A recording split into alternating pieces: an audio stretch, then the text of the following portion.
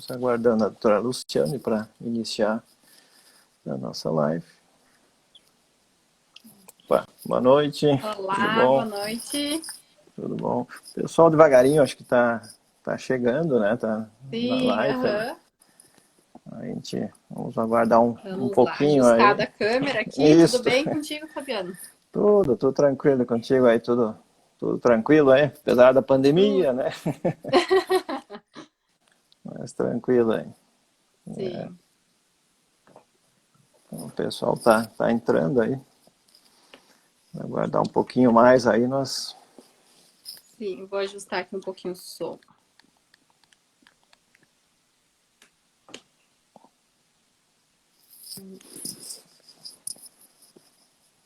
Aqui. Isso. Bom, hoje vou cuidar o tempo também, né? Que a outra vez a gente se estendeu bastante e acabou encerrando antes do Meio... tempo. Cara, é mais uma conversa, talvez Isso. tentar, né, ser mais objetivo aí nas colocações e tal, mas tranquilo aí. Uhum. Vamos controlando aí o tempo aí. 8 horas. Talvez aguardar mais um pouquinho, aí nós começamos aí. Tá bom? Uhum. Bom, não sei qual é a tua ideia, mas de repente vamos começando, o pessoal vai entrando devagarinho aí, né? Bom, Vamos sim. bom, boa noite a todos aí que já estão na live, né? Sejam bem-vindos à nossa live de hoje. Eu sou Fabiano Schirbeck, coloproctologista da Proctoclean. E hoje a gente vai conversar um pouco sobre o câncer de intestino e síndromes hereditárias, mas mais especificamente a síndrome de Lynch, né? E as relações aí de vários tumores com essa síndrome. E que vai conversar com a doutora Luciana Donato, né, que é a médica especialista em oncogeneticista, né, em oncogenética, e vai nos brindar aí com a presença aí, né, para a gente discutir. Se o pessoal tiver eventualmente alguma pergunta, alguma coisa, talvez no final aí, se a gente conseguir, Uhum. né, reservar um tempo aí para as dúvidas, para as perguntas. Mas eu gostaria que a doutora iniciasse assim, o que é essa especialidade, o que Sim, acho que é importante, né? E talvez hoje a gente não consiga esclarecer tudo, mas também a gente pode falar uma parte geral da síndrome de Lynch e depois ir abordando outras coisas que acho que é bem tem assunto para muitas lives, na verdade. extenso. Então, assim, hoje eu vou falar um pouquinho diferente do que é a oncogenética, né, para as pessoas entenderem, assim. Eu fui lendo um pouquinho sobre o assunto, assim, e aí pensei em falar de uma forma diferente, assim. Imagina que na família, né, você tem um pai ou uma mãe que possa ter te passado uma mutação, né, genética, de um gene, uma coisa que eles nasceram e passaram para você, e que isso pode aumentar o teu risco de ter câncer ao longo da vida. Mais precisamente, você está como exemplo o câncer coloretal, né? Então, imagina se você pudesse evitar de desenvolver um câncer coloretal ou outros cânceres ao longo da vida. Isso seria muito bom, né? A gente teria formas, estratégias para de trabalhar diferentes das recomendações que são feitas para a população em geral, né? Porque os estudos são feitos, são estudos populacionais, mas existem, a gente tem que individualizar cada caso. Então é aí que a oncogenética entra, né? Quando ela tem por objetivo avaliar algumas famílias com história pessoal ou história familiar de cânceres. Então existem dados que podem ajudar a indicar um paciente que faria uma consulta de aconselhamento genético. E a partir disso, traçar algumas estratégias de prevenção, cirurgias redutoras de risco, mudança no estilo de vida, né? Então, falando do setembro, né, que é o câncer de cólon, pacientes, por exemplo, com síndrome de Lynch, né? A população, de uma forma geral, tem um risco de 5% de ter câncer coloretal ao longo da vida, né? Pacientes que têm uma mutação em um dos genes da síndrome de Lynch, esse risco aumenta muito. Então, chegando até 85%, dependendo do gene alterado. Então, você... Isso, Daqui a pouquinho nós vamos chegar lá. Você poder alterar, prevenir isso, então é aí que a oncogenética entra. Perfeito, perfeito. Eu queria só dar uma ideia mais ampla do câncer nacional e até local, né? Depois a gente entrar com mais detalhes aí na síndrome. Então, assim, atualmente o câncer coloretal é a segunda causa de câncer, tanto em homem como na mulher. Subiu a incidência, né, em termos da classificação, em torno de 40 mil, 41 mil novos casos por ano no Brasil. Se pegar aqui Passo Fundo, seria praticamente 40 casos, 41 casos novos cada ano no município aqui. Eu estava começando a falar sobre a incidência de linte. Qual é a incidência de linte no Brasil? Então, assim, acho que é importante ter uma ideia, né, que a maioria dos cânceres, eles são esporádicos, né, por fatores ambientais, alimentação, e 15% são hereditários, genéticos, né. E desses, né, como você falou, cerca de 40 mil novos casos de câncer no Brasil, mais ou menos 5% se devem à síndrome de Lynch. Então, quando a gente pensa em 5% parece pouco, mas quando você coloca em números, não é tão pouco se é uma doença que você pode prevenir com alguns exames que mais pra frente a gente vai falar. Então, é em torno de 5%, mais ou menos. Ou seja, cada 25 câncer de intestino, um vai ser síndrome de Lynch. Cada 30 casos de câncer de endométrio, um vai ter síndrome de Lynch. Então, não é, depois a gente vai ver os cânceres associados. Outra estatística que eu gostaria de comentar, né, para a gente debater mais, aí a estatística nossa, da equipe, então um dado local. A nossa estatística de cânceres que a gente operou é em torno de 25% de câncer abaixo de 50 anos. Ou seja, a cada 4 pacientes nós estamos operando um abaixo de 50, com câncer. E abaixo de 40 é 6%. A gente já vem isso a gente já vem notando há muitos anos aí, que a incidência é cada vez mais baixa. E agora saiu até um artigo americano onde realmente a incidência global até parece que está diminuindo. Aí entra as campanhas, prevenção, colonoscopia, polipé, mas um dado interessante que eu achei, a incidência abaixo de 50 anos aumentou. É o que a gente já tinha visto, tanto que a colonoscopia de prevenção era 50 anos, já se pensa em 45. Então, assim, entrando na parte do câncer propriamente dito, da genética. Na verdade, o câncer coloretal, existe em todos os cânceres uma alteração genética. Só que uma parte vai ser somática, né, que seja adquirido, e a outra germinativa, que seria o herdado. Como é que... Fala um pouco mais, um geral, assim, das síndromes hereditárias, polipóide, não polipóide. Depois a gente entra mais especificamente, só para ter um panorama geral das síndromes. Sim, é importante porque existem outras síndromes, né, hereditárias de que o câncer coloretal faz parte, e a gente tem que lembrar disso no dia a dia, na verdade. Então, dá para se dividir assim, naquelas síndromes que tem pólipos, polipóides, e não polipóides, que talvez não seja o termo tão correto, mas é subdividida assim na literatura, né? As síndromes polipóides, a principal delas é a polipose adenomatosa familiar, e tem dentro dela a polipose atenuada, a síndrome de Peutz-Jeghers e a síndrome de polipose juvenil. O que diferencia elas é o gene alterado e o tipo de pólipo. E a não polipóide, que seria a síndrome de Lynch.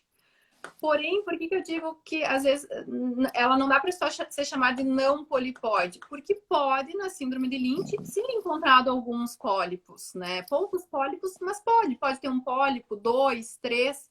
Então, o fato do paciente ter um pólipo e um câncer coloretal não exclui que possa ser síndrome de Lynch. Perfeito. Entramos na síndrome de Lynch, então. A gente sabe que é uma síndrome hereditária autodominante, né? Ou seja, metade de quem herda vai, né, dos filhos vão herdar o gene. Então, 50% de um filho ter Me fale da penetrância da chance de tumor, como é que funciona essa alteração genética? Explicar para nós como é que é essa... Então, assim, a síndrome de Lynch, como tu disse, né?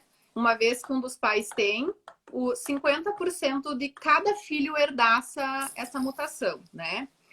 Como ocorre? A gente tem genes, né, que são responsáveis por algumas funções no nosso organismo e uma alteração, uma mutação nelas pode levar a algum defeito, alguma doença. Então, a síndrome de Lynch, ela acontece quando tem defeito em alguns genes que reparam o DNA. Então, não acontecendo, tendo esses defeitos, vão ocorrer replicações de células erradas. E isso pode levar ao surgimento de câncer. Mas são em alguns genes, né? Eu vou falar o nome aqui, mas as pessoas não precisam saber, mas para ter uma ideia, que é o MLH1, MSH2, MSH6, PMS2 e o EPCAM. Cada gene desses é responsável, na verdade, por um aumento maior do risco de alguns de tumores, né? Então, a síndrome de Lynch pode acontecer quando tem alteração, mutação em qualquer um desses genes, né? E também não significa dizer que uma vez que o paciente tenha uma mutação em algum desses genes, ele vai desenvolver o câncer, mas o seu risco é muito maior que o da população em geral. Por exemplo, o câncer de cólon, né? A população em geral tem 5% de risco de desenvolver. Quem tem algum desses genes mutados, o risco pode chegar em até 87%, até 80%. Por que eu digo até? Porque dependendo do gene, esse risco é menor para câncer de cólon, é maior o risco para desenvolver câncer de endométrio, ou também outros cânceres que estão associados à síndrome de Lynch. Perfeito. Na verdade, a síndrome hereditária já tem sido descrito desde o século XIX, ainda na era não da genética, né? Agora, mais recente, que em 1970, foi Henry Lynch, que descreveu um pouco mais, né, que conseguiu caracterizar melhor essa síndrome, aí que levou o nome dele, síndrome de Lynch, e depois, a partir de 1970, teve muito avanço, né, na área de teste, na área da genética, né, mas inicialmente era mais um diagnóstico, não diagnóstico, mas assim, os critérios clínicos de suspeição, né, para chegar num diagnóstico. Tem os critérios de Amsterdã e outros critérios mais rígidos. Fale um pouco mais desses critérios anteriores, onde tinha uma rigidez mais na suspeita, né? Perfeito. Então, quando tem critérios, né, muito estabelecidos, é difícil para as pessoas querem decorar, né, critérios. Sim. Então, eu acho que os critérios, eles vieram, na verdade, para ajudar, né, a definir quais pacientes poderiam ter uma síndrome de Lynch, né? Então, tem os critérios de Amsterdã, que depois eles modificaram, né? E os critérios de Bethesda, que ampliou um pouquinho mais esse espectro. Porém, esses critérios, eles podem falhar, né? Eles podem deixar uma porcentagem dos pacientes que não se enquadram nesses critérios e ter síndrome de Lynch. É variável, mas eles podem falhar em até 68% dos casos. Eu uso uma regrinha, né, para tentar lembrar dos critérios de Amsterdã, né? Eu coloco 3, 2, 1. Seria ter 3 parentes, né? Um irmão, um pai, um primo, um tio, que tivesse algum câncer do espectro da síndrome de Lynch. Então, pode ser câncer coloretal, de endométrio, intestino delgado, vias biliares, ureter e pelve renal, sistema nervoso central, o glioblastoma, sendo que devem ser 2 gerações consecutivas, né? Então, um pai e um filho, um pai e um irmão, um pai e um tio, e um deles deve ser parente um do outro, né? Pelo menos em primeiro grau. E um desses tumores antes dos 50 anos. Mas é muito difícil as pessoas gravarem todos esses dados, assim, dos critérios. Então, para as pessoas lembrarem de quando encaminhar ou quando suspeitar de uma síndrome de Lynch, eu digo assim, câncer coloretal ou de endométrio, principalmente, abaixo dos 50 anos, já tem que levar um alerta para se suspeitar. Ter mais um outro caso na família, né? Qualquer parente com um tumor desses que eu citei, do espectro de Lynch, ou a mesma pessoa, o mesmo indivíduo ter 2 tumores diferentes, um câncer de endométrio e um câncer coloretal, ou um câncer gástrico, ou um câncer de ovário, já se leva mais um alerta para se suspeitar da síndrome de Lynch. E os critérios de Bethesda, como eles viram que falhava, né? Os critérios de Amsterdã deixavam algumas pessoas de fora. Nos critérios de Bethesda, eles incluíram, então, a imunistoquímica, que acho que depois a gente fala mais um pouquinho, e incluíram também a patologia do tumor, o tipo do tumor, para tentar ampliar um pouquinho mais e pegar mais pessoas. Mas ainda assim, se algumas pessoas não se enquadram exatamente nesses critérios e têm uma história, não se exclui completamente, mas eles são critérios que nos ajudam muito, sim, né? Principalmente na época em que não existia teste genético ou que era um exame muito mais inacessível, muito mais caro, em que não se existia também a imunistoquímica. Então, eles ajudam, sim, com certeza, né? Só que são critérios que as pessoas têm que gravar. Então, lembrando da forma que eu falei, eu acho que já ajuda, sim. Na verdade, os critérios... É difícil no dia a dia, né, Fabiano, saber exatamente os critérios. O que tu acha? Não, sem dúvida, sem dúvida. Olha, esse critério de Amsterdã é muito, digamos, restritivo, mas, porém, Exato. tendo esses critérios, em torno de 50%, mesmo com essa restrição, vai ter a síndrome de Lynch. E aí que se ampliou, né? Porque realmente muitos não se enquadrava. Quando se amplia a base né, de suspeição, por outro lado, o número de diagnóstico diminui em termos de porcentagem, né? Porque tu ampliou bastante o leque, digamos assim, só o fato abaixo de 50 anos, com critério único, né? Então, esses são... Mas agora também acho que saiu o novo guidelines, né, do americano, que também, quando, alguns critérios já falou, né, quando pensar em síndrome de Lynch, mais ou menos o que tinha comentado ali. E a questão do pólipo ali, né, quando, né, hoje em dia é bastante frequência em termos de achado de pólipo, etc., como é que está a suspeição clínica? Na verdade, os critérios não é diagnóstico. Isso. Nos ajudam a, digamos assim, olha, isso aqui pode ter uma possibilidade de ser a síndrome ali.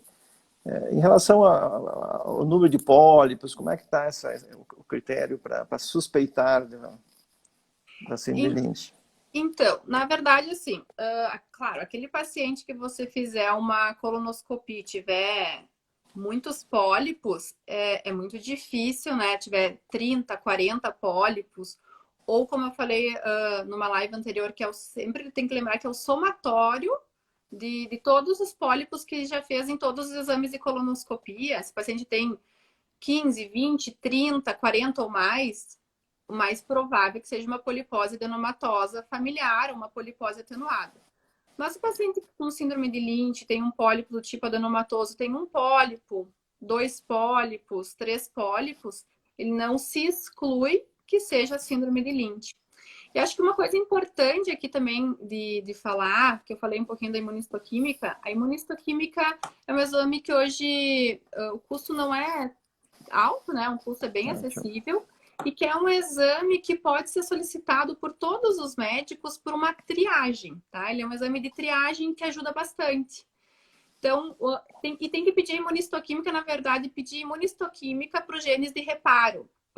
Dá para colocar no pedido de exame imunistoquímica para MMR, que é o Mismatch Repair, que ele vai avaliar aqueles genes, mas no tumor, né?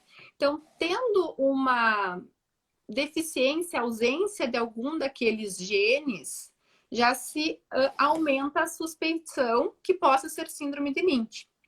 A falha da imunistoquímica é de até 10%. Então, um paciente que tem uma imunistoquímica, que a gente diz que tem, que é normal, ou que tem as 4 proteínas presentes, e tem outros casos na família, não exclui que ele possa ter síndrome de Lynch, mas ajuda muito na suspeição também. É um dos critérios que entrou no critério de Bethesda, né? E também dá para ser Exato. feita imunistoquímica, que eu acho que daí isso seria uma aula para talvez com o pessoal da patologia, no pólipo. A imunistoquímica não precisa ser feita só no câncer coloretal. O NCCN hoje eles colocam todos os casos de câncer coloretal e endométrio, independente da idade, ou também outros tipos de adenocarcinoma, de intestino delgado, vias biliares, adenocarcinoma de sistema nervoso central, bexiga, ureter. E ele também coloca que aqueles que não querem considerar, pedir para todos os pacientes, podem pedir para aqueles, então, que têm abaixo dos 70 anos. Então, é um exame também que nos ajuda. É uma tendência agora, todo câncer, talvez não independente da idade, a princípio, é você pesquisar exatamente a imunistoquímica em todos os tumores, Exato. não só de intestino, de endométrio também, Exatamente. né? Porque, na verdade, isso seria a pesquisa do tumor, e aí tem a pesquisa do paciente, né? Isso. Digamos assim, e lógico, você não ter um problema na imunistoquímica não necessariamente também quer dizer que tenha síndrome, né? Isso é só um Exatamente. dado, A aliás, mais. a maioria até, às vezes não vai ter a síndrome de Lynch mesmo tendo alteração, mas é um exame de rastreio, né? É um exame exatamente de rastreio. E até porque depois a gente definindo a questão de ter síndrome de Lynch ou não, muda como esse paciente vai ser conduzido também. Então, acho que isso é bem importante, né? Isso, exatamente. E no paciente, então, Uhum. teve um diagnóstico, tem a imunoquímica positiva, e aí? Qual é o caminho? Vamos dando os passos aí Então, então, na verdade, assim, esse paciente, quando tá com qualquer médico, né? Coloproctologista, ginecologista, mastologista, enfim, qualquer médico pode solicitar esse exame, ou até numa história de uma avaliação, de uma história da família, vem um paciente consultar e a pessoa relata que tem 2 irmãos que tiveram câncer, mas a pessoa não teve. Então, o que é o ideal? Que esse paciente, essas pessoas passem por uma consulta de aconselhamento genético, né? Em que vai ser detalhado um pouco mais, refinado na consulta, alguns detalhes, o anátomo patológico do paciente ou dos seus familiares, o histórico familiar e pessoal. E depois disso, né, dependendo se tiver uma indicação, se for uma suspeição clínica, porque você pode fazer um diagnóstico clínico baseado nos critérios, né, de Amsterdã e de Bethesda, e você confirma depois pelo teste genético. Uma vez que se confirma pelo teste genético e tem que é um exame que é feito, isso que eu acho que é importante dizer, uma única vez na vida, né? Porque ele não vai mudar, é o teu teste genético, uma vez que ele dê um resultado, vai ser para sempre teu. Então, por isso da importância da consulta do aconselhamento genético. Porque o paciente tem que ter uma ideia do que pode vir de resultado e quais são as possíveis implicações desse resultado. Os exames que ele pode vir a ter que fazer, algumas cirurgias redutoras de risco que pode ser necessário que sejam realizadas nele. Então, a confirmação é feita através do teste genético. Perfeito. E às vezes a pergunta que os pacientes fazem, custo, como é que é encaminhado, como é que o O teste genético, exame. o exame O em si. exame, eu tenho os kits de um laboratório, né? Eu faço a coleta e envio os laboratórios em outros estados que também realizam esse exame, né? Então, depende muito do laboratório para que vai ser feito esse exame, assim como você faz um exame, um hemograma num local tem um custo, tu faz um hemograma em outro local tem outro custo, né? Eu optei por trabalhar com um laboratório que eu gosto, que eu confio, é um laboratório americano. Então, o custo é US$ 250, né? E depois tem os custos do envio, assim. Então, particularmente eu gosto desse laboratório, assim, de enviar para lá.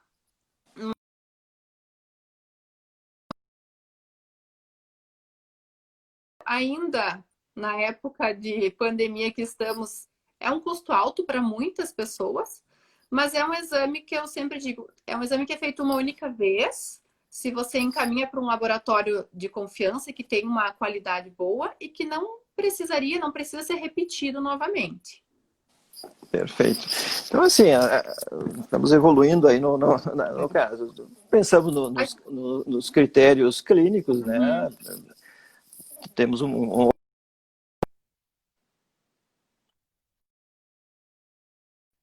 se o tumor, para ver se tem alguma suspeita, não tendo um critério maior, mas tem um critério na imunohistoquímica, né?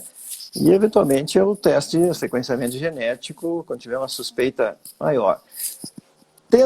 Sendo positivo ali, né, lógico, eu tinha falado antes, existe várias alterações, né, que podem indicar, vai ter mais câncer de colo, de endométrio, então varia conforme o que você acha nos exames ali, né. Então, o risco de intestino vai de 50% a 80%, dependendo do gene, e a idade também, de 40 a 60 anos. E os outros tumores, o paciente realmente tem a síndrome de Lynch, um câncer de mão, no caso aqui falando do câncer, tendo o gene, né? Qual é a incidência, qual é os outros tumores, como é que é essa parte do risco de desenvolver outros tumores aí? Paciente com a síndrome já. Então, o mais prevalente, né, mais comum, que pode variar dependendo dos genes, é o câncer coloretal, né? Depois vem o câncer de endométrio, né? E isso também pode variar, podendo chegar até 50%. Sempre depende do gene, né, que tem alteração. E depois tem câncer gástrico, até 13%, câncer de ovário pode aumentar o risco em até cerca de 20%, câncer de intestino delgado, de vias biliares. E tem estudos que falam que tem uma associação de aumento de risco de câncer de mama e de próstata também. Então é importante o cuidado com vários outros órgãos, né? E o acompanhamento, né?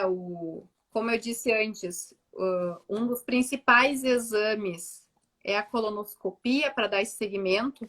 Então, assim como eu gosto de ter um local de confiança e que eu acredito em que se faça o exame, que eu vou pedir para o meu paciente corretamente, o paciente também tem que se sentir à vontade e tem que ter um exame de colonoscopia muito bem feito, principalmente os pacientes que têm síndrome de Lynch. Tem que ser muito bem avaliado o cólon, o intestino e os outros sistemas. Então, a consulta de aconselhamento genético é importante depois do resultado do exame para explicar sobre os possíveis sintomas que o paciente pode apresentar de outros órgãos, de outros sistemas. A colonoscopia, né, só para você ter uma ideia, é um exame que diminui mortalidade. E pacientes que têm mutação em MLH1, MSH2 e CAN, se inicia a colonoscopia por volta dos 20 a 25 anos de idade, a cada 1 ou 2 anos. Já os que têm uma mutação em MSH6 e PMS2 é um pouquinho mais tarde, por volta dos 30 anos. Mas se o paciente teve um câncer, alguém da família um câncer antes dos 30, 35, tu tem que contar 2 a 5 anos antes. Parece pouco essa pequena diferença de tempo, mas para quem vai fazer uma colonoscopia, eu acho que é bem importante, né? A iniciar aos 20 ou iniciar aos 30 faz uma diferença. E a frequência também com que é feito esse exame nos pacientes é diferente da frequência da população em geral. Ele pode ser feito a cada 1 ou 2 anos. É sempre importante que isso é individualizado para cada paciente, então, com base na sua história familiar, com base no que foi achado na colonoscopia também. Perfeito. Falando... Não, pode falar um pouquinho bem geral, assim, do que a gente não pode esquecer dos outros órgãos, né? Tem um risco aumentado de câncer de endométrio, então, pacientes que muitas vezes têm um sangramento uterino anormal, tem uma dor abdominal, uma dor pélvica e tem um câncer de endométrio, também deve ser suspeitado uma síndrome de Lynch. E depois a gente também tem que fazer o acompanhamento desses pacientes em relação ao seu endométrio. Por isso que é importante individualizar, porque o endométrio pode ser acompanhado de várias formas, desde a realização de um ultrassom transvaginal, um CA-125, até a realização de uma biópsia de endométrio. Em alguns casos, tem que sentar e discutir uma realização de uma esterectomia e de uma salpingoforectomia bilateral, mas isso tudo deve ser individualizado para cada paciente. Perfeito. Aí entra um pouco na parte, você estava falando de cirurgia, mais a minha área, então. Eu ia até te perguntar. Então pergunta, agora a tua parte aí. Tem alguma diferença quando o paciente já tem um diagnóstico estabelecido de síndrome de Lynch, a abordagem cirúrgica que vocês pensam para ele? É igual para todo mundo? Como é que é a questão da parte da cirurgia, que acho que é bem importante também. Exato. Não, isso é bem importante ali. Aqui nós temos duas situações, digamos assim. É quando você não tem um teste, tu não pode ter uma suspeita clínica, mas tu teoricamente não tem um... É uma pergunta antes de responder. Qual é o tempo de uma vez feito o teste, mandar para os Estados Unidos voltar, qual é o tempo de resultado? Média. 20 a 30 dias no máximo. 20 a 30 dias, porque isso às vezes é lógico. Então teria essa situação. O máximo é 30 dias, não passa 30 dias. Eles mandam o resultado, é rápido. Tá. Então assim, teria aquela situação, tu tem uma suspeita, mas não tem o teste, tu não tem então tu teria qual é o teu caminho? É uma ressecção, digamos, parcial. Você não tem uma confirmação, não tem nada. E outro cenário, paciente com tumor, depois a gente pode até ver a questão profilática ou não, né? E a outra situação é você já ter um diagnóstico familiar, já ter que realmente tem uma família com a síndrome de Lynch. Então aí, geralmente, tem uma tendência que também você poderia optar por dois caminhos. Uma colectomia parcial, né, direito, esquerdo, eventualmente reto. E tem uns poréns ali e outro caminho é a coleta total. Né? Existe na segmentar, qual é a vantagem da segmentar? Você tem uma funcionalidade, né, o intestino vai funcionar bem melhor do que você tirar todo o colo. Porém, aí entra a desvantagem, né, o risco de um tumor metacrônico, podendo chegar até 25% no outro segmento, a necessidade de colonoscopia anual, né, tu vai ter que fazer esse acompanhamento do segmento que ficou. Por outro lado, a colectomia total, você tem a questão funcional um pouquinho pior, digamos assim, do que a segmentar, né, mas também você diminui o risco do tumor metacrônico, pelo menos no colo, mas você vai ter que acompanhar esse reto, porque mesmo uma incidência menor, mas ficando, digamos, uma ilioreto, né, uma anastomose no reto, também tem um risco, né, de ter tumor no reto. Mas a tendência, digamos, tendo diagnosticado assim, etc., é mais para fazer uma colectomia total. E aí o acompanhamento do reto, esse seria o... É importante não esquecer do reto, que tem que continuar acompanhando, né? Por isso, se tiver um câncer de reto, aí complica um pouco mais. Vai fazer uma proctocolectomia, vai tirar todo o colo, todo o reto e uma bolsa ciliar, por exemplo. Então, a questão funcional é um pouco mais complexa. Mas acho também é uma questão de discutir com o paciente.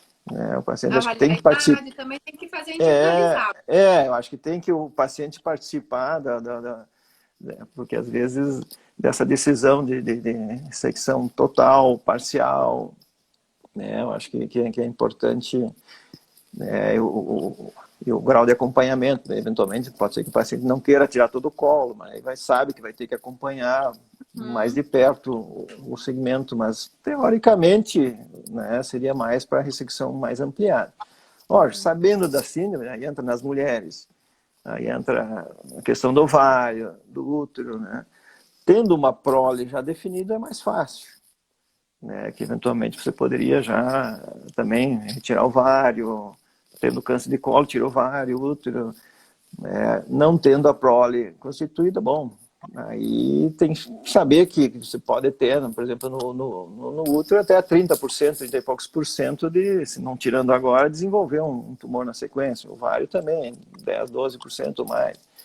Então, esses são alguns dados, assim, tendo o diagnóstico aí. Por isso que é fundamental tanto a consulta, né, com o médico assistente, o coloprocto, o ginecologista, e ter essa orientação do aconselhamento genético antes do teste e depois do teste de tudo que pode implicar. E é sempre importante que não tem uma regra, tem que individualizar, como você disse, a idade, se já tem prole completa ou não, em relação ao risco aumentado de câncer gástrico, intestino delgado e pâncreas. O NCCN ele não tem uma recomendação precisa, né? Fazer um exame de rastreio, eles não têm algo, faça determinado exame. Sempre tem que ser individualizado. Então, em relação ao câncer gástrico, né? Quando se tem fatores de risco, homem, mutação em um determinado gene, se tem um outro caso na família que teve um câncer gástrico, eles recomendam fazer uma endoscopia de base. Assim como para acompanhamento do pâncreas, se tem uma história na família que teve um câncer de pâncreas e o paciente tem síndrome de Lynch, eles recomendam fazer um acompanhamento fazendo uma colangio-ressonância ou um ultrassom endoscópico. Então, é sempre importante a individualização e ter esse retorno pós-teste e avaliar cada paciente de uma forma individual. E também tem que respeitar algumas decisões de cada paciente em alguns pontos, até em relação a algumas cirurgias. Mas acho que é sempre importante deixar claro quais são os riscos de cada decisão, quais são as opções que se tem para se acompanhar, quais são as vantagens e desvantagens de cada forma de acompanhamento. Exato, o paciente, que a gente falou, não é só a colectomia e pronto, e vai fazer um acompanhamento normal de uma colectomia para um câncer esporádico. O acompanhamento é diferente, como citou, são vários órgãos que podem estar afetados ali. Então, realmente é importante, nem que seja o diagnóstico posterior ali. Às vezes uma colocação faz o diagnóstico depois, fez uma colectomia segmentar e depois fez o diagnóstico do Lynch, mas você ressecou uma metade porque você não tinha bem o diagnóstico. Então também é um acompanhamento diferente. Claro. Né? Até do cólon que remanesceu, né? Esse paciente no cólon que remanescente vai fazer colonoscopia, dependendo dos achados, depois a cada 1 ou 2 anos, né? Então vai ter que ser individualizado, mas ficou um pedaço do cólon, ele vai ter que continuar fazendo os exames de colonoscopia. Mas é muito importante também ver a qualidade de vida do paciente, né? A idade que ele tem, as comorbidades, e se discutir com o paciente caso a caso. Por isso que é a importância da equipe multidisciplinar.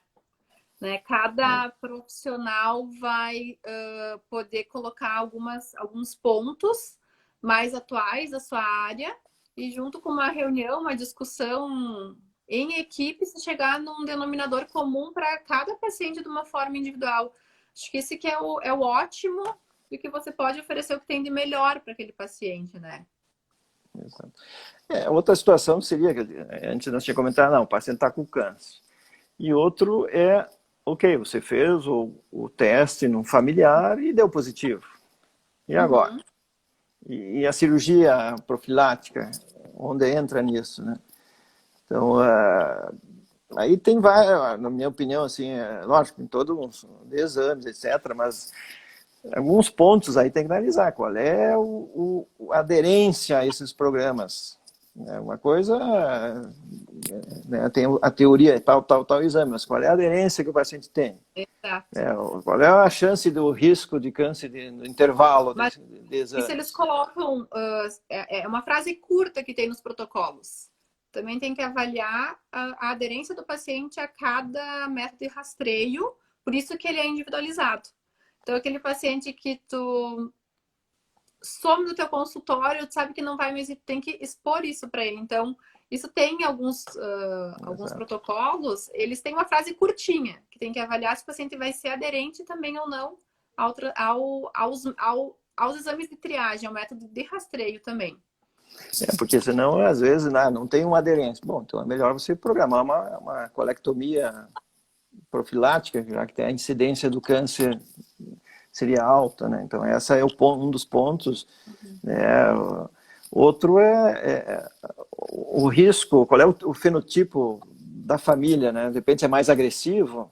Será que nessa família mais agressiva valeria a pena a cirurgia profilática? Outra situação, às vezes, chama de cancerofobia. O paciente não quer saber de ter câncer. Bom, será que indicaríamos uma colectomia profilática?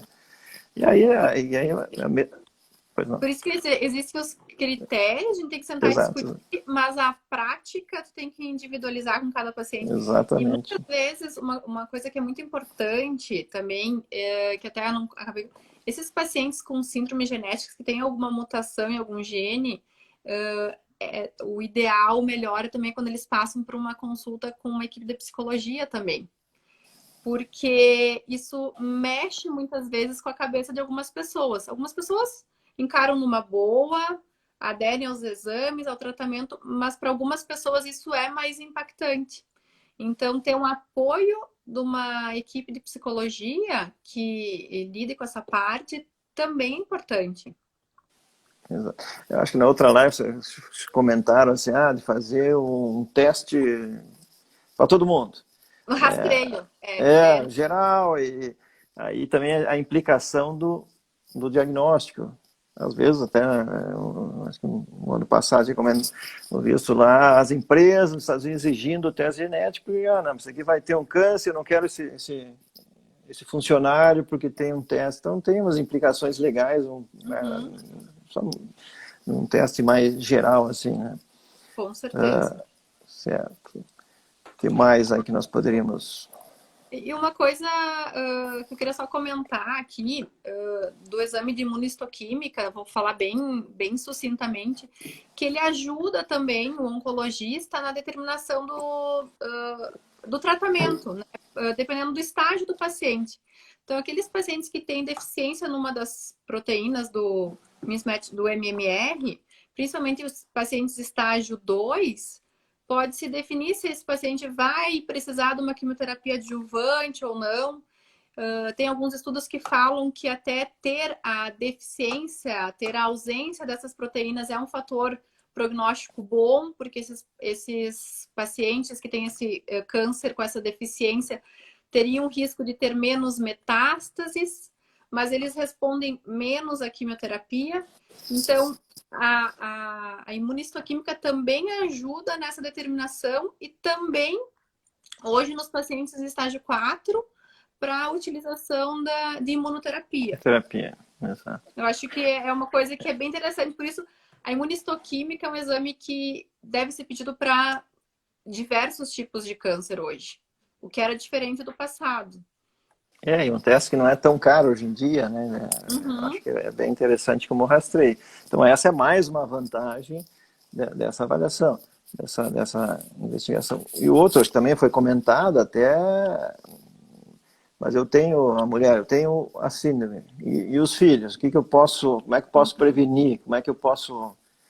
Aí entra a questão de inseminação, Isso também é importante, porque muitas famílias procuram, principalmente tem preocupação em relação aos filhos, né? Os filhos que ainda não tiveram a doença ou não tiveram câncer. Então, é possível a gente, o risco da síndrome de Lynch, principalmente, ou da polipose, dos filhos terem a de 50%, né? Então, é importante que, se um dos pais é portador de uma mutação genética, que os filhos realizem, para saber como que vai ser o segmento e o rastreamento dos filhos. E para aqueles que não tiveram filhos, é possível fazer o diagnóstico que a gente diz pré-implantacional. Isso é com uma outra equipe, uma outra área, né? O médico geneticista, o médico que faz fertilização, que vai fazer esse aconselhamento pré-implantacional. Então, também é possível ter filhos, né? Se for não pelos métodos naturais, sem ter a mutação para aquelas famílias que têm. E para aquelas pessoas, eu vi que pena que o teste é tão caro. O teste sim ainda é muito caro, mas também para aquelas famílias que você vê que claramente tem muitos casos de câncer na família, ou teve um câncer numa idade jovem, tem 3, 4 pessoas, outras pessoas com câncer coloretal, de endométrio, que tem os critérios clínicos, essas pessoas também é importante fazer a consulta de aconselhamento genético, e mesmo que ela não possa fazer o teste, para ela receber uma orientação de como que vai ser o acompanhamento dela, que também é diferente, é baseado no risco dela. Existem calculadoras de risco que a gente pode calcular também, mas ela vai receber um acompanhamento de rastreio individualizado, porque ela tem uma história ou pessoal ou familiar também muito importante. Então, uma vez que não se pode fazer a confirmação pelo teste genético, a história ajuda também e é importante fazer esse acompanhamento dessas pessoas que não teriam condições, que não têm condições de fazer o teste genético. Com o intuito de prevenir um desenvolvimento de um câncer, né? Seja ele câncer coloretal, endométrio ou de qualquer outro órgão. Acho que é fundamental, né, esse aconselhamento, porque a prevenção é o melhor caminho. Uma pergunta que às vezes se faz, os convênios, digamos, o SUS eu acho que talvez seja mais difícil. Os convênios, acho que com a orientação do oncogeneticista, normalmente liberam, né? Não sei como é que está essa situação. Tem que preencher, né? Não é para todos os tipos, os critérios da ANS. Então, tem critérios estabelecidos ali, e não são todos os genes. Agora eu não vou saber de falar de cabeça, né? Mas para alguns, eles têm que preencher os critérios que eles colocam ali. Então, se não preencher os critérios... Não. Aí eu acredito que não autoriza, mas tem que fazer o preenchimento dos critérios estabelecidos pela ANS. E aí, claro, seu convênio, onde ele vai enviar para um laboratório que ele tem um acordo pré-estabelecido, né? Então, muitas vezes, acho que é importante, né, o laboratório ter feito esse exame, né? Assim como você faz outros exames que têm uma qualidade que talvez não sejam tão boas, isso é bem importante o paciente ter claro, né? Que isso daí aí não depende mais da consulta, isso depende, é uma coisa do convênio para onde que eles vão enviar, né? Eu acho que isso é importante. Não, sem dúvida, é fundamental. Outro ponto, o uso de aspirina na prevenção. Qual é a tua posição Então... Para complicar um pouco, não é bem... Deixou numa saia justa. Então, saiu um estudo, né? Exato. O acho que é CAP2, que avaliou, né, usar aspirina na dose de 600 miligramas para prevenção de câncer coloretal nos pacientes com síndrome de Lynch e até de pacientes com pólipos. É uma dose alta, né? Tem que riscos, benefícios. Tem que sentar e conversar muito bem com o paciente, avaliando tudo isso. Os riscos, as comorbidades, os benefícios, questionável um pouco. É questionável, tem que ser individualizado. Eu acho que na medicina hoje tudo é individualizado. Eu penso assim, espero que eu não esteja equivocada, existem protocolos, regras que é para a gente ler, bibliografias, mas nem sempre a prática você vai fazer exatamente, você vai individualizar para cada pessoa, você vai avaliar cada família, então tem que ser hoje, ao meu ver, é tudo individualizado mesmo. Então a questão da aspirina tem esse estudo, mas... Cada caso um caso. Exato. Certo. Eu não sei, bom, não sei se tem alguma pergunta, alguma colocação a mais. Eu não cheguei a olhar aqui se tinha perguntas ou não. Mas ou algum comentário. Eu acho estamos indo quase para o fim. Daqui a pouco está terminando, mas eu acho que é importante ficar o recado que eu acho que tem prevenção, os pacientes devem fazer um exame de colonoscopia e acho que tem que ser um exame bem feito, com um profissional que faça um exame de qualidade bem feito. Acho que isso é importante hoje em dia. Às vezes tem a questão do custo para algumas coisas, mas muitas vezes você paga por um serviço um pouco melhor e de qualidade. Você faz uma única vez, faz um exame de colonoscopia uma única vez. E é muito importante também a consulta, né, com o coloproctologista, com as outras áreas, porque é um trabalho multidisciplinar e que tem sempre que a gente está se atualizando. Então, quando eu vou fazer os meus laudos, de quando vem o resultado do exame, da orientação como fazer para o paciente, eu sempre abro o NCCN e olho.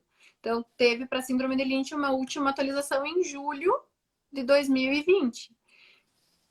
Eu tive uma paciente que eu atendi em dezembro, vou revisar, conversei com ela para ela voltar na consulta, dar uma modificada em algumas questões de orientação. Então, sempre tem novas atualizações. E a medicina a oncogenética vai se atualizar em muito, muito ainda. Então, é importante as pessoas, acho que todo mundo lembrar algumas coisinhas, né? Câncer numa idade jovem, muitos casos de câncer na família, encaminhar para uma consulta de aconselhamento e depois eu vou refinar melhor se esse paciente tem indicação ou não.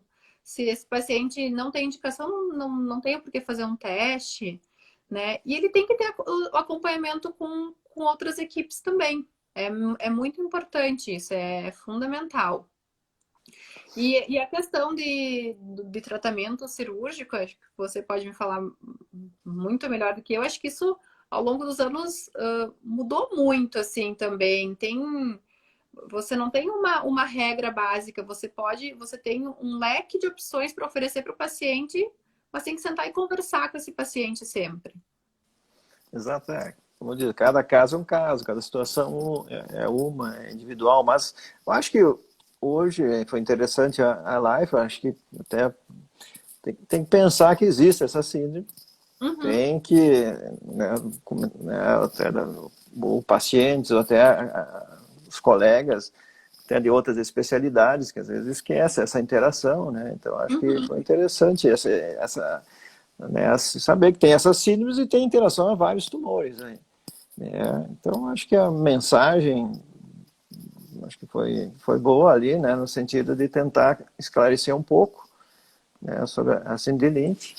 Eu acho que não tem perguntas, né? Não, então, talvez vamos indo para o fim aí Sim. agradecendo a doutora Luciane, né, a participação de todo mundo ali, né, do pessoal que acompanhou. E, eventualmente, qualquer dúvida a mais, dá para encaminhar individualmente para qualquer um de Com nós ali. certeza. Ficamos à disposição para esclarecer e para aprender, né? Sempre vão ter coisas novas surgindo. É um aprendizado constante, eu acho que isso é importante. Tanto eu tenho que saber um pouco da parte da coloprocto, acho que é importante na hora que está passando algumas orientações para o paciente ter algumas noções básicas, né? Isso é uma troca sempre. E é sempre muito importante a relação médico-paciente. Acho que isso é muito importante em todas as áreas, assim. E para o paciente se sentir também acolhido, né? E eu agradeço Isso. por poder a gente ter feito essa troca e poder conversar. E tem algumas coisas que depois acho que é interessante fazer outras para eu te perguntar, te questionar também, que eu acho Vamos que inverter agora, daí vamos inverter. inverter. Eu vou te questionar e te perguntar. Não, perfeito. Então, agradeço a participação de todo mundo e vamos encerrando essa live por hoje. Obrigado. Então, um abraço e tchau, tchau. Outro aí. Tchau, tchau.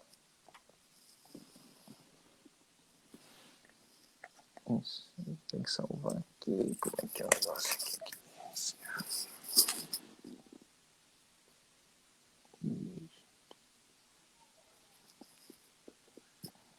Tem que encerrar, não tem como.